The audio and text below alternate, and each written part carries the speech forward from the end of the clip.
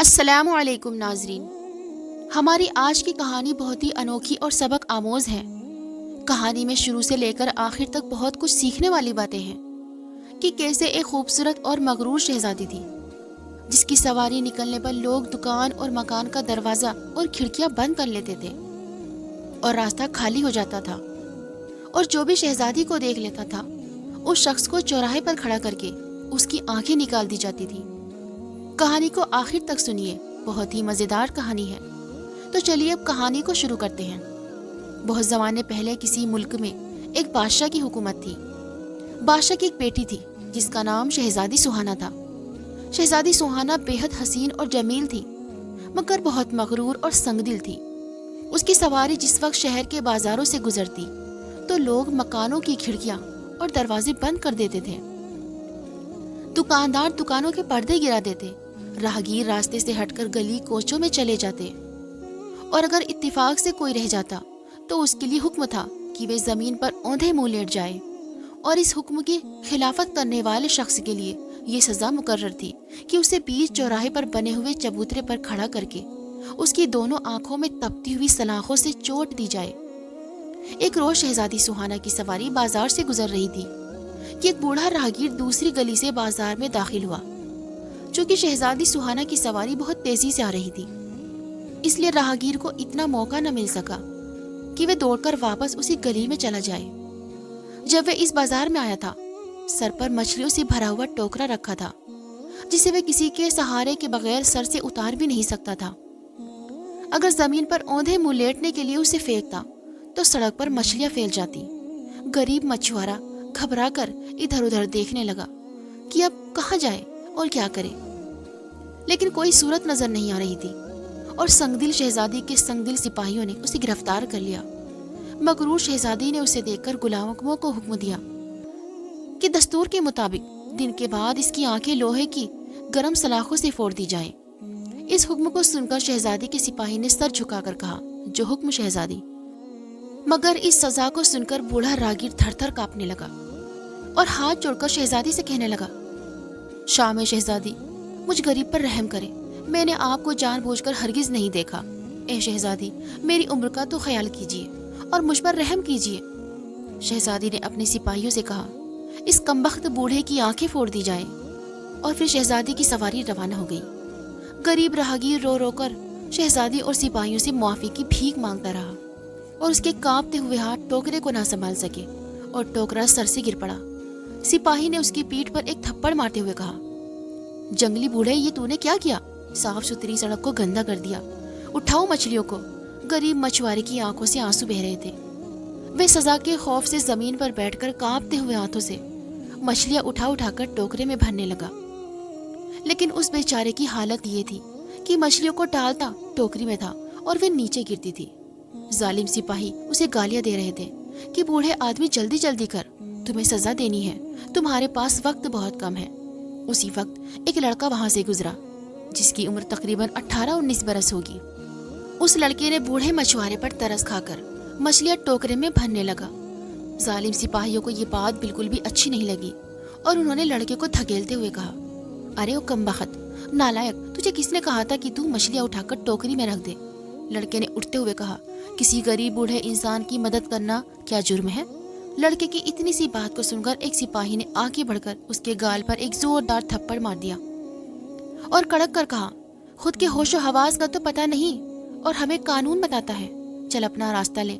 لڑکے نے جاتے جاتے مغرور شہزادی کے سپاہیوں کو کہا کہ جتنا ظلم کرنا ہے کر لو، مرنا تو ہے ہی ایک دن، اور یہ بات شہزادی کو بھی جا کر بتا دینا۔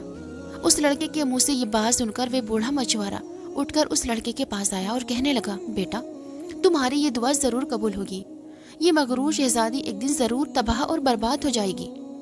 اس کے بعد پھر اس بوڑھے مچھوارے نے جلدی جلدی ساری مچھلیاں ٹوکرے میں بھر دی، اور سپاہی اس بوڑھے کو محل میں سزا دینے کے لیے لے کر گئے۔ اتنے میں شہزادی بازاروں کی سیر کرنے کے بعد واپس اپنے محل میں پہنچی۔ تب بادشاہ کے خاص وزیر نے کہا، شہزادی صاحبہ، مجھے تو اس بوڑھے راہگیر پر ترس آ رہا ہے، آپ اپنا حکم واپس لیں اور اس غریب فقیر کو معاف کر دیجیے۔ شہزادی بولی، ہرگز نہیں، جیسے تیر کمان سے نکلنے کے بعد کبھی واپس نہیں آتا، اسی طرح ہم اپنا دیا ہوا حکم واپس نہیں لے سکتے۔ وزیر خاموش ہو گیا کیونکہ وہ جانتا تھا اگر شہزادی سے زیادہ بحث کی تو اپنے لیے بھی کسی سزا کا حکم ہو جائے گا، مگر وہ وزیر دل میں یہی کہتا رہا کہ خدا کرے کوئی صورت نکل آئے اور راہگیر کی آنکھیں سلامت رہ جائے، ورنہ وہ بیچارہ اپاہج ہو کر رہ جائے گا۔ اس مغرور شہزادی کا محل بادشاہ کے محل سے بالکل الگ تھا اور اس کے چاروں طرف بہت سخت پہرا تھا۔ انسان تو انسان، کوئی پرندہ بھی پر نہیں مار سکتا تھا، اس لیے شہزادی اپنے عالیشان مکان میں تنہا سوتی تھی اور کھڑکیاں کھلی رکھ دیتی تاکہ باہر کی تازی ہوا اندر آ جائے۔ اس مغرور شہزادی کو اپنی جان کا اتنا ڈر رہتا تھا کہ وہ رات کو سوتے وقت بھی اپنے چاروں طرف نوکروں کا پہرا دینے کے لیے رکھتی تھی۔ مگر ایک رات کچھ ایسا ہوا کہ اس شہزادی نے نوکروں کو کہا کہ آج تم لوگ میرے پاس مت رہو، آج میں اکیلی ہی سوؤں گی۔ اس لڑکے نے سپاہیوں کو ہوشیار رہنے کی دھمکی دی تھی، جس نے اس بوڑھے مچھوارے کو مچھلی اٹھا کر دی تھی جس کے بارے میں ہم نے آپ کو شروع میں بتایا تھا۔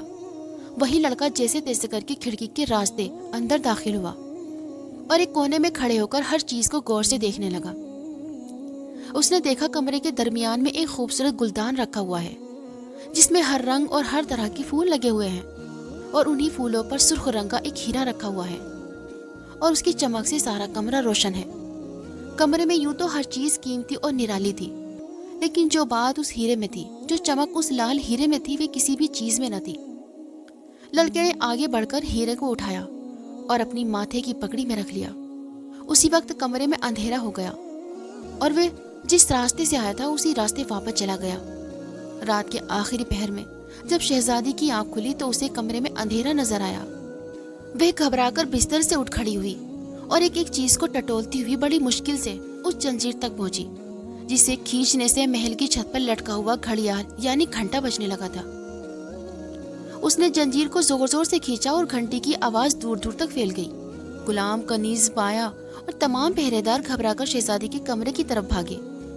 ادھر بادشاہ کی آنکھ بھی کھل گئی اور ملکہ بھی کلیسا پکڑ کر بستر سے اٹھ کھڑی ہوئی اور کہنے لگی، ہائے ہائے، میری بچی کو کیا حادثہ پیش آ گیا۔ بادشاہ کی بیوی بادشاہ سے زور زور سے کہنے لگی، چلیے جلدی کیجیے، میری شہزادی بیٹی کو کیا ہو گیا۔ پھر دونوں جلدی جلدی باہر نکلے اور تیز تیز قدم اٹھاتے ہوئے شہزادی کے محل میں پہنچے۔ شہزادی کے کمرے میں کوہرام مچا ہوا تھا۔ شہزادی بہت غصے میں تھی اور تمام نوکر ہاتھ جوڑ کر کہہ رہے تھے کہ شہزادی صاحبہ، ہم نے محل میں کسی کو داخل ہوتے نہیں دیکھا۔ بادشاہ نے آگے بڑھ کر شہزادی سے معلوم کیا کہ یہاں کون آیا تھا اور میری شہزادی آپ کو کیا نقصان پہنچایا ہے۔ تب شہزادی نے کہا، ابا حضور، میرے کمرے سے ہیرا غائب ہے اور یہ سب لوگ کہتے ہیں یہاں کوئی نہیں آیا۔ بادشاہ نے پہرے دار کی طرف غصے کی نگاہ سے دیکھا تو نوکروں نے کانپتے کانپتے کہا، جہاں پناہ، ہم ایک پل کے لیے بھی غافل نہیں ہوئے اور ہم نے کسی کو یہاں آتے ہوئے نہیں دیکھا۔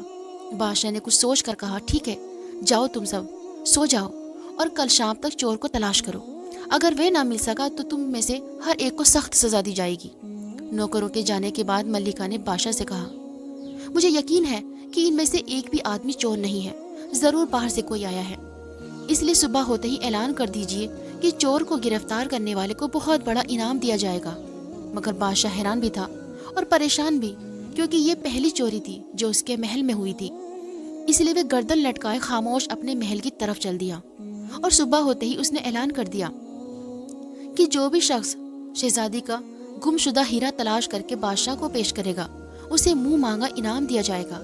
دوسرے دن بادشاہ دربار میں بیٹھا ہوا فریاد سن رہا تھا کہ ایک خوبصورت نوجوان لڑکا سر پر پگڑی پہنے دربار میں داخل ہوا اور تخت کے سامنے نہایت ادب سے ہاتھ باندھے کھڑے ہو کر سلام کیا۔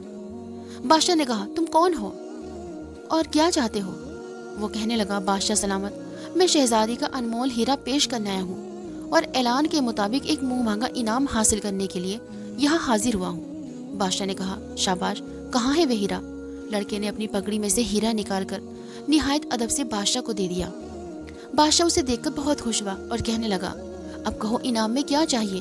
لڑکے نے کہا، بادشاہ سلامت، پرسوں شہزادی صاحبہ نے ایک غریب اور بوڑھے راہگیر کی آنکھیں پھوڑنے کا حکم دیا تھا، اسے واپس لیا جائے اور ان سپاہیوں کی پیٹھ پر 100 کوڑے لگوائے جائیں جنہوں نے راہگیر کو گرفتار کیا اور مجھے گالیاں دی۔ بادشاہ نے کہا، تمہارا؟ لڑکے نے جواب دیا، کچھ بھی تو نہیں، مجھے اس کی غریبی اور مجبوری دیکھ کر اس کی حالت پر رحم آتا ہے۔ اس نے اگر شہزادی صاحبہ کو دیکھ بھی لیا تھا تو اس بیچارے کے دیکھنے سے کون سا اثر پڑ سکتا تھا؟ بادشاہ نے وزیر سے کہا، ہم نے اس راہگیر کا قصور معاف کیا، اب اسے آزاد کر دو اور 5 سپاہیوں اور لڑکے کو قید خانے میں ڈال دو۔ لڑکے نے کہا، بادشاہ سلامت، میرا قصور کیا ہے؟ بادشاہ نے کہا، تم چور ہو، تم نے ہیرا چرایا تھا۔ لڑکا کہنے لگا، میں نے تو راہگیر کو آزاد کرانے کے لیے چوری کی تھی۔ بادشاہ بولا، اب صفائی کی ضرورت نہیں۔ لڑکے نے کہا، اگر مجھے قید کیا گیا تو یاد رکھیے گا، میں آپ کے تاج کی چوری کروں گا اور آپ مجھے نہ پکڑ پائیں گے۔ بادشاہ بولا، نادان لڑکے، بیوقوف نہ بنو۔ پھر اس نے سپاہیوں کو اشارہ کیا اور وہ اسے پکڑ کر لے گئے۔ وزیر نے جا کر راہگیر کو آزاد کیا اور 5 سپاہیوں کو 100 کوڑے لگوائے۔ شہزادی ہیرے کو دیکھ کر بہت خوش ہوئی اور بادشاہ کے گلے میں باہیں ڈال کر کہنے لگی، ابا جان، اس چور کو سخت سے سخت سزا دی جائے۔ بادشاہ نے کہا، ہم نے اسے قید خانے میں بھیج دیا ہے اور اب سوچ رہے ہیں کل صبح سب کے سامنے اس کے دونوں ہاتھ کٹوا دے تاکہ دیکھنے والوں کو پتہ چلے کہ چوری کی سزا کیا ہے۔ شہزادی کہنے لگی، ابا جان، آپ کا فیصلہ بالکل درست ہے، اس نے آپ کا تاج چرانے کی دھمکی بھی دی ہے۔ بادشاہ نے کہا، مگر ہمارے کمرے تک پہنچنے سے پہلے ہی اس کے دونوں ہاتھ کٹوا دیے جائیں گے۔ پھر بادشاہ نے وزیر کو بلا کر کہا، آج شام تک سارے شہر میں اعلان کر دو کہ شہزادی کا ہیرا چرانے والے چور کے دونوں ہاتھ کل صبح قلم کیے جائیں گے، لہٰذا سب لوگ جمع ہو کر یہاں تماشا دیکھیں۔ وزیر نے کہا، بہت بہتر ہے، واقعی اگر اس لڑکے کو یہ سزا نہ دی گئی تو وہ بہت بڑا ڈاکو بن جائے گا۔ پھر وزیر نے چوراہے میں اعلان کیا کہ آج اس لڑکے کے دونوں ہاتھ قلم کر دیے جائیں گے۔ وزیر قید خانے میں جاتا ہے اور لڑکے کو بادشاہ کا فیصلہ سناتے ہوئے کہا، اگر تم چوری نہ کرتے تو اس کم عمر میں ایسی سخت سزا سے بچ جاتے۔ لڑکے نے زور سے ہنستے ہوئے کہا، لگتا ہے کہ تم سب لوگ پاگل ہو گئے ہو، بھلا میرے ہاتھ کون کاٹ سکتا ہے؟ میں تو سورج نکلنے سے پہلے ہی اس قید سے آزاد ہو جاؤں گا۔ وزیر نے باہر آ کر جیل کے داروغہ سے کہا، آج رات سخت پہرا لگا دینا اور اندر بالکل اندھیرا رکھنا تاکہ یہ قیدی لڑکا کسی چیز کو نہ دیکھ سکے۔ داروغہ نے کہا، بہت بہتر ہے، آپ بے فکر ہو جائیں، میرے ہوتے ہوئے یہ قیدی تو کیا ایک چیٹی بھی باہر نہیں آ سکتی۔ پھر وزیر وہاں سے چلا گیا اور داروغہ نے قید خانے کے چاروں طرف سپاہیوں کو مقرر کر دیا۔ رات گزر گئی اور صبح وزیر اعظم لڑکا دیکھنے کے لیے آیا، لیکن وہ یہ دیکھ کر حیران رہ گیا۔ ہتکڑیاں اور بیڑیاں جیل کے اندر ہی زمین پر پڑی ہوئی ہیں، دروازے اور روشن دان بند ہیں، لیکن وہ چور لڑکا غائب ہے۔ وزیر نے گھبرا کر داروغہ کو بلا کر سخت آواز میں پوچھا، اگر تمام سپاہی جاگ رہے تھے تو لڑکا کیسے غائب ہو گیا؟ داروغہ نے ڈرتے ڈرتے، آج کی رات تو میں خود بھی یہاں پر تھا اور تھوڑی دیر کے بعد یہاں آ کر معائنہ کرتا رہا، سمجھ میں نہیں آتا کہ وہ کیسے نکلا اور کہاں چلا گیا۔ وزیر کو بہت غصہ آیا اور اس نے جا کر بادشاہ سے شکایت کی۔ بادشاہ بھی غصے سے آگ ببولا ہو گیا اور بادشاہ نے حکم دیا، جتنے بھی لوگ آج رات پہرے پر مقرر کیے گئے تھے سب کو قید خانے میں ڈال دو اور سب کو صبح شام 50 کوڑے لگاؤ۔ بادشاہ کا سارا دن پریشانی اور غصے کی حالت میں گزر گیا۔ بادشاہ نے اس دن کسی سے بھی بات چیت نہیں کی، ملکہ اور شہزادی دونوں ماں بیٹی کو بھی نہیں دیکھا اور رات کو بھی وقتی سے پہلے ہی بستر پر لیٹ گیا۔ صبح ہوئی تو شہزادی سلطانہ بادشاہ کے پاس آئی۔ اس نے دیکھا کہ وہ بہت ہی اداس ہے اور سر پکڑے ہوئے کھڑکی سے جھانک رہا ہے۔ شہزادی نے اس کے قریب جا کر اس کے کندھے پر ہاتھ رکھا اور کہا، ابا جان، آپ کی اداسی کا سبب کیا ہے؟ بادشاہ نے جواب دیا، کل رات میں چور لڑکا بھاگنے میں کامیاب کیسے ہو گیا اور آج رات میرا تاج چرا کر لے گیا۔ یہ بہت ہی عجیب بات ہے کہ وہ سب کی آنکھوں میں دھول جھونک کر محل میں داخل ہو جاتا ہے اور جو چیز چاہتا ہے اٹھا کر لے جاتا ہے۔ شہزادی کہنے لگی، میرا خیال ہے وہ یہاں کے نوکروں سے ملا ہوا ہے، ورنہ اس نے محل میں داخل ہونے کی ضرورت بھی کیسے کی؟ بادشاہ نے کہا، مجھے یقین ہے کہ اس بوڑھے راہگیر سے اس لڑکے کا ضرور کوئی تعلق ہے، لہٰذا اس بوڑھے راہگیر کو بلوا کر یہاں رکھا جائے اور کسی کو سخت سزا نہ دی جائے، پھر جیسے ہی وہ اس کی مدد کے لیے آئے اسے گرفتار کر لیا جائے۔ شہزادی نے کہا، یہ بہت اچھی بات ہے۔ بادشاہ نے اسی وقت وزیر کو بلوا کر اسے اپنے فیصلے سے آگاہ کیا۔ وزیر نے جواب دیا، بادشاہ سلامت، ہمیں اس لڑکے کے تاج حاصل کرنے کے بعد اسے اپنی نگرانی میں رکھنا چاہیے۔ شہزادی بولی، اسے رسیوں میں جکڑ کر میں اپنے کمرے میں رکھوں گی، پھر دیکھتی ہوں کہ یہ کیسے بھاگتا ہے۔ وزیر نے جا کر سپاہیوں کو حکم دیا کہ وہ راہگیر کو پکڑ کر لے آئے۔ حکم کی دیر تھی کہ سپاہی گھوڑے پر سوار ہو کر گئے اور 1 گھنٹے میں بوڑھے کو لے کر آ گئے۔ بادشاہ نے اسے شاہی مہمان خانے میں بھیج دیا اور لڑکے کو پکڑنے کے لیے شہر میں اعلان کر دیا کہ بوڑھے راہگیر کی آنکھیں نکال کر چیل کووں کو کھلائی جائیں گی۔ اس اعلان کو سن کر وہ لڑکا بہت غصے میں آیا اور کہنے لگا مجھ پر زور نہیں چلا تو غریب بوڑھے کو نشانہ بنا لیا، مگر بادشاہ اور شہزادی کا اس مقصد میں کامیاب ہو پانا مشکل ہے۔ پھر کیا تھا، رات ہوئی اور رات کے وقت شہزادی کے محل پر بہت سخت پہرا تھا۔ بادشاہ بھی بھیش بدلے ہوئے نیچے گشت لگا رہا تھا۔ شام کے قریب ایک عجیب معاملہ پیش آیا۔ شہزادی کے کمرے سے ایک عجیب چیخ نکلی اور سارا محل گونج اٹھا۔ بادشاہ، وزیر اور سپاہی گھبرا کر بے تحاشا دوڑے اور جلدی جلدی کمرے میں داخل ہوئے۔ انہوں نے دیکھا کہ شہزادی فرش پر پڑی ہوئی ہے۔ بادشاہ نے نیچے بیٹھ کر اس کا سر جانگوں پر رکھا اور فوراً ہی شاہی طبیب کو بلایا۔ شاہی طبیب نے کافی دیر تک علاج کیا، مگر پھر کانپتے لہجے میں کہنے لگا، بادشاہ سلامت، افسوس شہزادی صاحبہ ہم سے بچھڑ گئی ہے۔ انہیں کسی زہریلے سانپ نے ڈس لیا ہے۔ بادشاہ کی آنکھوں سے آنسو بہنے لگے اور وہ سسکیاں لینے لگا اور گڑ گڑا کر کہنے لگا، یا خدا، یہ تو نے کیا کر دیا؟ میری زندگی کا سہارا ایک یہی تو تھی اور اسے بھی تو نے چھین لیا۔ بادشاہ کافی دیر تک شہزادی کو دیکھ کر روتا رہا۔ پھر سب نے بادشاہ کو تسلی دی اور شہزادی کو اٹھا کر پلنگ پر لٹا دیا۔ اسی وقت وزیر کی نظر بادشاہ کے تاج پر پڑی اور وہ کہنے لگا، یہ دیکھیے، آپ کا تاج یہاں شاہی کرسی پر رکھا ہوا ہے۔ ایسا معلوم ہوتا ہے کہ چور رات میں یہاں آیا تھا۔ پھر وزیر نے کچھ سوچ کر کہا، کہیں وہی بدماش تو سانپ کو یہاں نہیں چھوڑ گیا۔ بادشاہ نے اس کی بات پر توجہ نہ دی، کیونکہ اس وقت اس کا کلیجہ اپنی اکلوتی بیٹی کے غم سے پھٹا جا رہا تھا۔ پھر رات بھر بادشاہ آنسو بہاتا رہا اور محل میں ایک غم کا لہر چھایا ہوا تھا۔ پھر صبح ہوئی تو سب نے پاس کے قبرستان میں شہزادی کو دفنا دیا۔ اس افسوسناک خبر سے سارے ملک پر غم چھا گیا۔ گھر گھر افسوس کیا جا رہا تھا۔ دکان مدرسے ہر کاروبار بند کر دیا گیا۔ مسجدوں اور درگاہوں میں شہزادی کے لیے دعائیں مانگی جا رہی تھی۔ دوسری صبح بادشاہ اپنے وزیر اور درباریوں کے ساتھ اپنی چہیتی بیٹی کی قبر پر فاتحہ پڑھنے اور پھول چڑھانے کے لیے گیا تو اس نے دیکھا کہ قبر کھلی ہوئی ہے، ادھر ادھر مٹی کے ڈھیر لگے ہوئے ہیں اور قبر میں سے میت غائب ہے۔ یہ حال دیکھ کر بادشاہ کے دل کو ایسا صدمہ پہنچا، وہ بے ہوش ہو کر زمین پر گر پڑا۔ لوگوں نے پانی لا کر بادشاہ کے چہرے پر چھینٹے مارے۔ پھر اسے ہوش آیا، مگر اس کے ہوش آواز قائم نہ تھے۔ وزیر نے آپس میں مشورہ کر کے بادشاہ کو اٹھایا اور گھوڑا گاڑی میں لٹا کر محل کی جانب روانہ ہو گئے۔ شاہی طبیب نے بادشاہ کا علاج کیا اور 4-5 روز کے بعد بادشاہ کے ہوش حواس قائم ہو گئے۔ اسے بیٹی کے مرنے کا اتنا غم نہ تھا جتنا اس کی میت کے غائب ہو جانے کا ملال تھا۔ اس لیے اس نے جاسوسوں کو مقرر کر دیا کہ وہ میت چرانے والے کا سراغ نکالے۔ جاسوس شہر میں ایک بڑی فوج کو پھیلا کر چور کو تلاش کرنے لگے، لیکن انہیں کیا معلوم تھا میت کا چور شہر سے نکل کر ملک ایران کی سرحد بھی پار کر چکا تھا۔ وہ اپنے تیز رفتار سفید گھوڑے پر مردہ شہزادی کو رکھے ہوئے نہایت تیزی سے شہر کی جانب چلا جا رہا تھا، کیونکہ اس لڑکے کو یقین تھا بغداد میں اسے پناہ مل جائے گی۔ وہ نہایت تیزی سے راستہ طے کرتا چلا جا رہا تھا، لیکن یہ فکر اسے بری طرح ستا رہی تھی، شہر پناہ کے دروازے پر لاش کو کس طرح چھپائے۔ منزل طے کرنے کے بعد جب ایک چھوٹی سی بستی کے قریب پہنچا تو اس نے لاش کو گھنی جھاڑیوں میں چھپا دیا اور بستی میں جا کر لکڑی کا ایک صندوق خرید لیا اور اس میں لاش کو بند کر کے بغداد کی طرف چل دیا۔ رات کا وقت تھا، شہری پناہ کا دروازہ بند کیا جانے لگا تھا۔ چور صندوق لیے ہوئے اس میں داخل ہوا۔ وہاں ایک سوداگر کھڑا تھا۔ اس نے اسے روک لیا اور کہا، تم کو میرے یہاں 4 روز مہمان بن کر رہنا ہوگا، کیونکہ میں ہر جمعے کی رات کو یہاں آتا ہوں اور سب سے آخر میں آنے والے شخص کو اپنا مہمان ٹھہراتا ہوں۔ آج اتفاق سے شہر پناہ میں داخل ہونے والے تم آخری شخص ہو۔ چور جو اس وقت ایک لاش لیے ہوئے تھا سوچنے لگا کہ مجھے کیا کرنا چاہیے، مگر میں اس کے یہاں مہمان ٹھہر گیا تو اسے لاش کا حال ضرور معلوم ہو جائے گا۔ لیکن پھر اسے خیال آیا، اگر میں کسی سرائے میں گیا تو وہاں بھی یہ راز کھلے بغیر نہیں رہے گا، اس سے تو بہتر ہے میں اسی سوداگر کے ساتھ چلا جاؤں۔ یہ سوچ کر وہ کہنے لگا، آپ جیسے انسان کے یہاں مہمان ٹھہرنا میرے لیے خوش قسمتی کی بات ہے۔ سوداگر نے مسکراتے ہوئے کہا، یہ میری خوش نصیبی ہے کہ تم نے خوشی سے میری دعوت کو قبول کر لیا۔ پھر وہ اس چور کو اپنے عالیشان حویلی میں لے گیا۔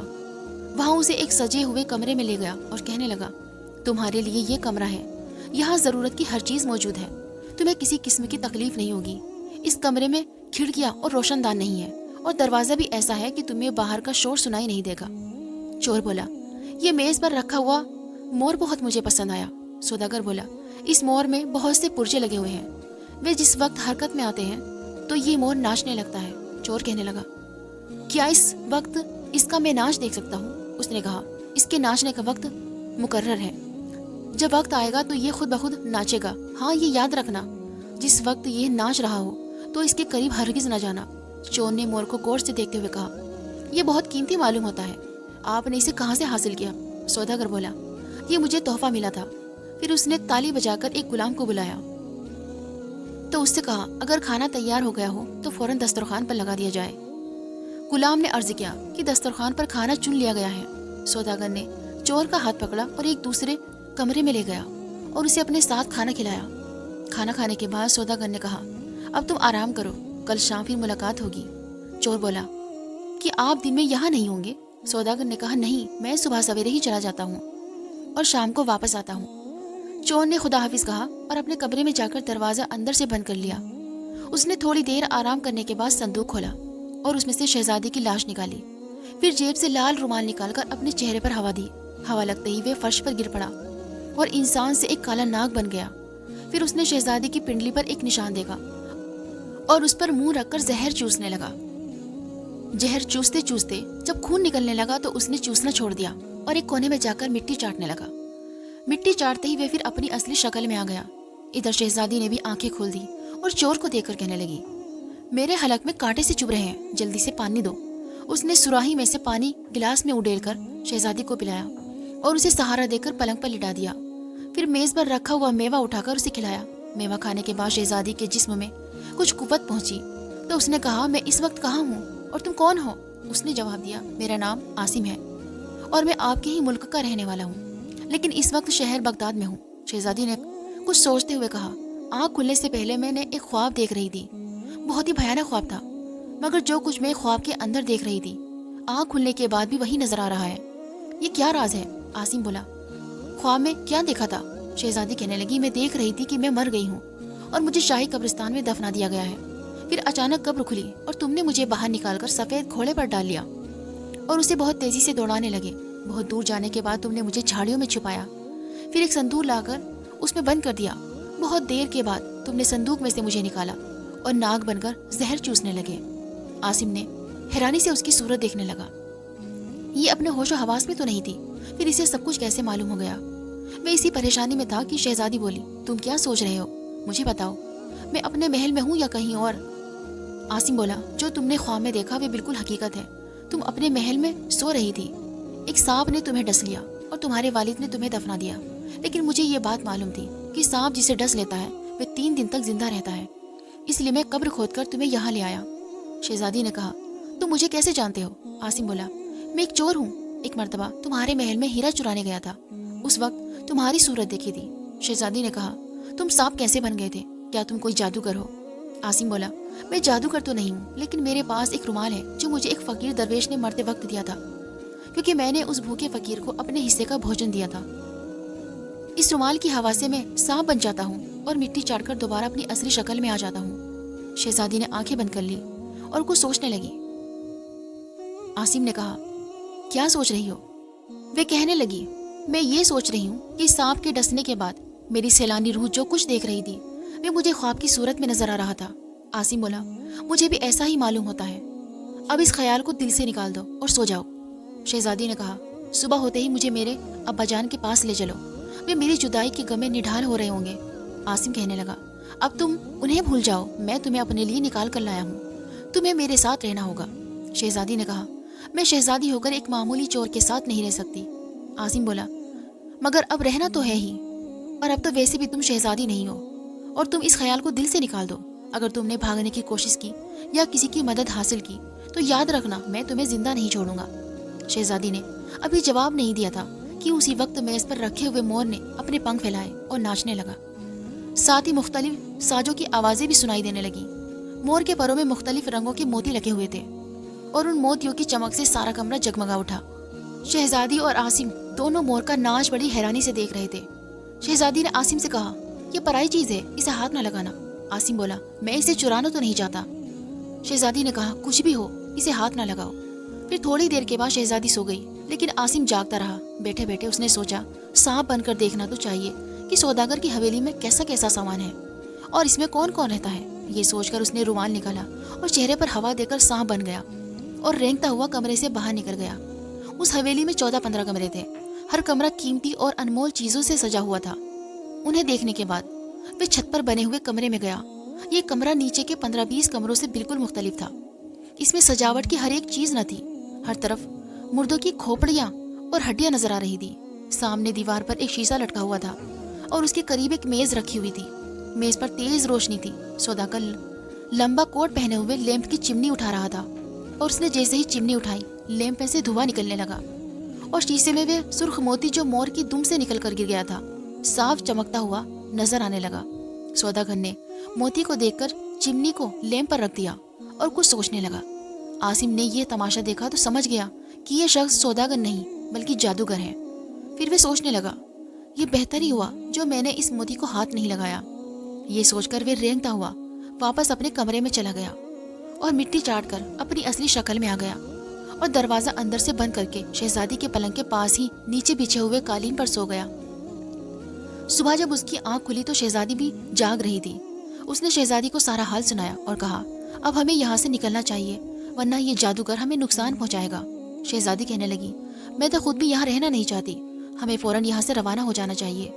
आसिम ने अभी तक कोई जवाब नहीं दिया था कि जादूगर मौजूद हुआ और शहजादी को देखकर आसिम से कहने लगा, ये कौन है और यहाँ कब आई?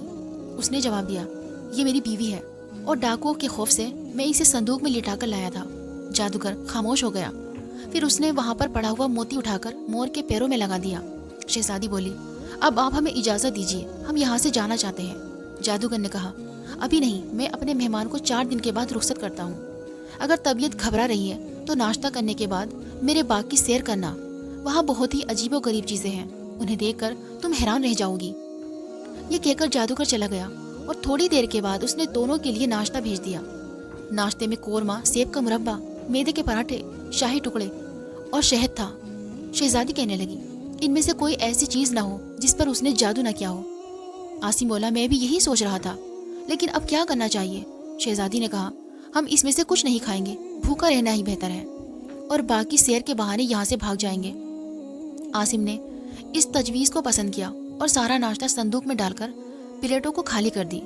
फिर जादूगर आया और दोनों को अपने हमराह बाग में ले गया और कहने लगा, मैं तो बाजार जा रहा हूँ, तुम दोनों यहाँ की सैर करो, लेकिन इस बाग की किसी चीज़ को हाथ न लगाना। जादूगर चला गया और दोनों सैर करने लगे। दोनों सैर करते करते एक बगीचे में पहुंचे जहाँ बेशुमार पिंजरे लटके हुए थे और हर पिंजरे में एक खूबसूरत परिंदा बंद था। शहजादी ने कहा, मैंने ऐसे परिंदे आज तक नहीं देखे। आसिम बोला, उन्हें हासिल करना जादूगर के लिए क्या मुश्किल है। उसी वक्त एक सफ़ेद परिंदे ने कहा, क्या तुम हमारी मदद करोगे?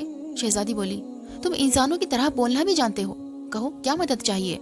परिंदे ने कहा, हम सब परिंदे नहीं इंसान हैं। जालिम जादूगर ने हमें परिंदा बनाकर पिंजरे में कैद कर रखा है। अगर तुम किसी सूरज से हवेली की छत पर जाकर लैंप रोशन करो और धुआं निकलते उसकी चिमनी को तोड़ दो तो हम फिर से दोबारा इंसान बन जाएंगे। एक और परिंदा बोला, तुम दोनों इस जादूगर के कौन हो? आसिम ने कहा, हम उसके मेहमान हैं। परिंदा बोला, क्या तुमने मोर का नाच देखा था? आसिम ने कहा, हाँ, हमने नाच देखा था। उसके पैरों में से एक मोती गिरा था, उसे हमने नहीं उठाया। आज सुबह नाश्ता आया तो हमने नहीं किया। तो परिंदा कहने लगा, इसलिए तुम दोनों बच गए, वरना मोती उठाते ही तुम परिंदे बन जाते और नाश्ता करते ही तुम जादूगर के गुलाम हो जाते और जो वे कहता वो करते। अब उसके हाथ की कोई चीज़ ना खाना। दोनों वापस अपने कमरे में आ गए। शहजादी तो पलंग पर लेट गई मगर आसिम छत पर चला गया। वहाँ उस वक्त कोई न था, इसलिए उसने लैंप रोशन करके चिमनी उठा ली। उसी वक्त धुआं निकलने लगा। फिर उसने चिमनी को ज़मीन पर जोर से मारा, उसके टुकड़े टुकड़े हो गए और वे भागता हुआ नीचे उतर आया। अपने कमरे में गया तो देखा शहजादी बहुत ही खूबसूरत लड़के से बातें कर रही थी। उसने आसिम को देखकर सलाम किया। फिर शहजादी बोली, मेज़ पर रखा हुआ मोर तो गायब हो गया और ये लड़का नजर आने लगा और ये कहता है कि जादूगर ने इसे भी जादू से मोर बना रखा था। आसिम ने कहा, चिमनी तोड़ने से जादू का असर जाता रहा, अब वे तमाम आम परिंदे भी इंसान बन गए होंगे, मैं जाकर देखता हूँ। ये कहकर आसिम बाग में गया। वहाँ सामने से लोगों का एक गिरोह चला रहा था। करीब पहुंचकर हर शख्स ने आसिम का शुक्रिया अदा किया और उससे कहा, जादूगर की वापसी से पहले पहले हम सबको यहाँ से चले जाना चाहिए। आसिम ने उन सबके हालात दरियाफ्त किए और उसे मालूम हुआ उनमें से ज्यादा लोग सौदागर थे जो अपना माल असबाब बेचने के बाद बगदाद आए थे। बाकी लोगों में से कोई शहजादा था, कोई बादशाह जो भेष बदलकर बगदाद की सैर करने और यहाँ के हालात दरियाफ्त करने आया था और उन सब का कीमती सामान जादूगर ने अपने कब्जे में कर लिया था। आसिम ने उन सबसे कहा, हवेली में चलकर सब अपना अपना सामान समेट ले ताकि किसी को नुकसान न हो। सब लोग हवेली में गए और अपना सामान तलाश करने लगे, लेकिन थोड़े थोड़े सामान के सिवा कुछ न मिला। اور انہوں نے اپنا نقصان پورا کرنے کے لیے وہاں رکھا ہوا دوسرا سامان بھی سمیٹ لیا۔ عاصم نے بھی قیمتی چیز اٹھا کر اپنے صندوق کو بھر دیا اور پھر سب کو ساتھ لے کر حویلی سے باہر نکل گیا۔ دربان چیختے چلاتے رہے لیکن کسی نے ان کی نہ سنی۔ یہ سب لوگ شہر پناہ سے باہر نکلے اور انہوں نے ایک جگہ خیمہ گاڑ کر اپنے ٹھہرنے کے لیے جگہ بنا لی۔ پھر ان میں سے 2-4 سوداگر اپنا سامان لے جا کر شہر میں بیچنے لگے۔ عاصم نے بھی کوئی 1000 اشرفیہ کا مال فروخت کیا اور ایک ہی دن میں خوب مالدار ہو گیا۔ ادھر جادوگر واپس حویلی پہنچا تو دربان نے کہا، حضور آج صبح آپ کے تمام مہمان اپنا مال اور سامان لے کر چلے گئے۔ ہم نے انہیں بہت روکا لیکن انہوں نے ہماری ایک نہ سنی۔ جادوگر کے پاؤں تلے سے زمین نکل گئی۔ وہ گھبرا کر سیدھا بھاگ بھی گیا۔ وہاں باغیچے کے سارے پنجرے غائب تھے۔ یہ حال دیکھ کر اس کا بدن پسینے سے شرابور ہو گیا اور وہ بھاگتا ہوا چھت پر بنے ہوئے کمرے میں گیا جہاں چمنی ٹوٹی ہوئی پڑی تھی۔ اسے دیکھ کر اس کی آنکھوں تلے اندھیرا چھا گیا اور وہ سر پکڑ کر رونے لگا۔ ہائے، وہ چمنی جس کو میں نے 8 سال کی محنت کے بعد حاصل کیا تھا، یہ ٹوٹ گئی۔ پھر وہ اٹھ کر اس کمرے میں گیا جہاں عاصم اور شہزادی مہمان تھے۔ وہاں سے مور غائب تھا اور ناشتے کی چیزیں فرش پر پڑی ہوئی تھی۔ اب وہ سمجھ گیا یہ تباہی اسی لڑکے کی وجہ سے ہوئی ہے۔ پھر اس نے دل میں کہا، مگر یہ کمبخت ناشتہ کر لیتا تو میرے حکم کے بغیر ایک قدم بھی نہ اٹھا سکتا۔ مگر اس چالاک اور ہوشیار لڑکے نے تو نہ موتی اٹھایا اور نہ ناشتہ کیا۔ خیر یہ میرے ہاتھ سے بچ کر نہیں جا سکتا۔ پھر اس نے اپنے کمرے میں جا کر نجومی بھیش بدل کر گھر سے نکلا اور لوگوں سے پوچھتا ہوا شہر سے باہر چلا گیا۔ تھوڑے ہی فاصلے پر خیمے تھے۔ وہ ان کے قریب جا کر سیند لگانے لگا۔ اس کی آواز سن کر شہزادی نے نجوم کو اپنے خیمے میں بلایا۔ جادوگر اس کی صورت دیکھتے ہی دانت پیسنے لگا۔ یہی میرے دشمن کی بیوی ہے، میں اسے ہرگز نہ چھوڑوں گا۔ اس کمبخت نے مجھے تباہ کر دیا ہے۔ پھر وہ شہزادی کا ہاتھ چند لمحوں تک دیکھتا رہا۔ پھر اس کے بعد جیب سے ایک بوتل نکالی اور اس کا ڈھکن تھوڑا سا کھول کر شہزادی سے کہنے لگا، اس بوتل کو آنکھوں کے قریب رکھو اور دل میں سوال سوچ لو۔ اس کا جواب اس بوتل کے لگے ہوئے شیشے میں نظر آ جائے گا۔ شہزادی بوتل کو جیسے ہی آنکھوں کے پاس لے گئی، اس میں رکھی ہوئی بے ہوشی کی دوا سانس کے ساتھ اندر چلی گئی اور وہ بے ہوش ہو گئی۔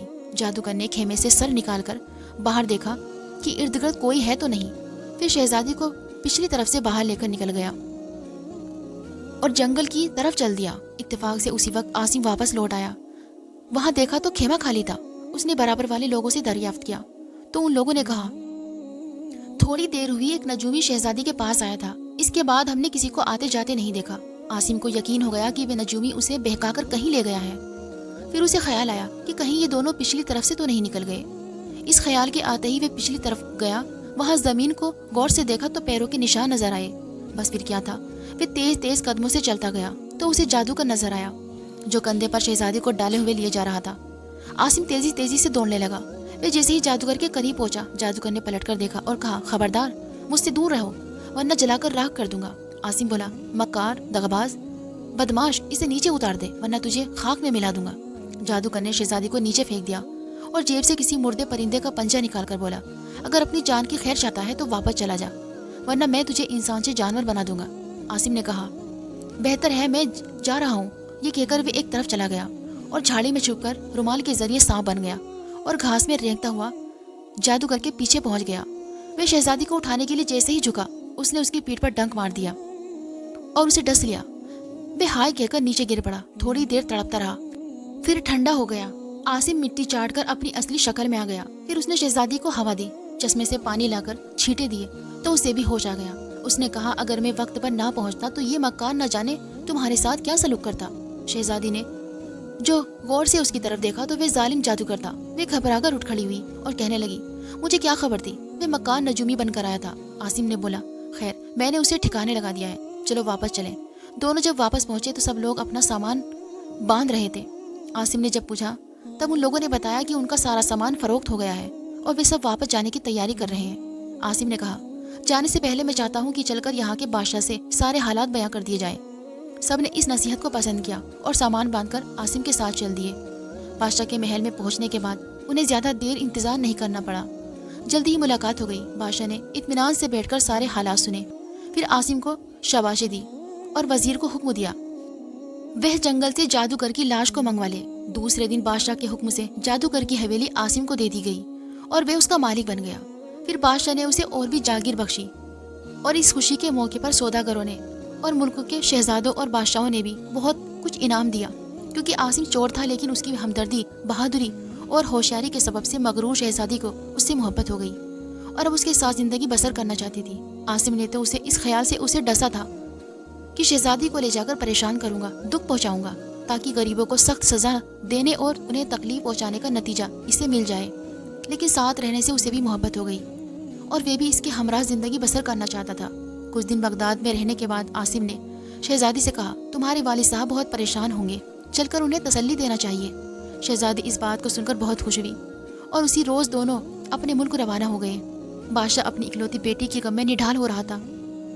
صحت گر چکی تھی، آنکھوں سے ہر وقت پانی بہنے کے سبب بینائی کم ہو گئی تھی۔ اس کی بیٹی اچانک جو اس کے پاس پہنچی تو اس کے جسم میں ایک نئی روح اور تازہ قوت آ گئی۔ اس نے شہزادی کو سینے سے لگایا، پھر اسے خیال آیا کہ بیٹی تو مر چکی ہے۔ اس خیال کے آتے ہی وہ گھبرا گیا اور کہنے لگا، تو کون ہے؟ میری بیٹی تو مر چکی ہے۔ شہزادی نے ہنس کر کہا، ابا جان، مجھے سانپ نے ڈس لیا تھا اور سانپ کا ڈسا ہوا 3 دن تک زندہ رہتا ہے۔ بس دوسرے دن یہ صاحب مجھے قبر سے نکال کر بغداد لے گئے اور میرا زہر چوس کر مجھے ہوش میں لے آئے۔ پھر اس نے سارا واقعہ بیان کیا، جسے سن کر بادشاہ نے اپنی بیٹی شہزادی کو سینے سے لگا لیا اور اسے اتنا خوش ہوا کہ 4 ہفتے کے بعد اس نے شہزادی کی شادی اس سے کر دی اور اپنے تخت کا وارث بنا دیا۔ اس ویڈیو کو ایک لائک بھی ضرور کر دیجیے گا، کیونکہ لائک کرنے سے یہ اس ویڈیو کو اور بھی لوگوں تک پہنچاتا ہے، اور ہاں، ویڈیو کو شیئر بھی کر دیں۔ ملتے ہیں اگلی ویڈیو میں، تب تک کے لیے اللہ حافظ۔